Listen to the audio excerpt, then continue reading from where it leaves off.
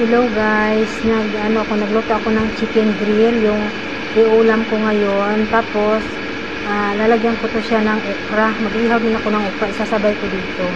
Ilalagay ko na yung okra mga karel. Ayan, inihaw na okra at saka chicken grill.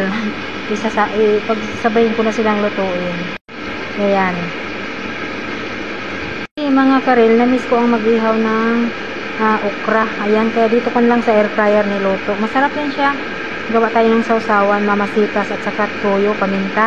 Ayoko kasi ng suka, sumasakit yung tiyan ko. Kaya, ayan, yan ang aking kakainin ngayon, dinner ko. Mga karil, ayan na yung aking chicken okra grill. Super yummy, yan aking dinner ngayon. O, diba? Ganun lang kasimple magluto ng okra. Pwede mo siyang i-grill o pwede sa air fryer. So, kainan na. Halina kayo. So, mga karils, ito na yung aking sausawan. Ayan. Mamasitas, soy sauce, at saka lemon, at saka kunting black pepper. So, yan ang aking nilagay nitong aking sausawan. So, ayan. Halina kayo. Kain tayo, mga karils. Super yummy.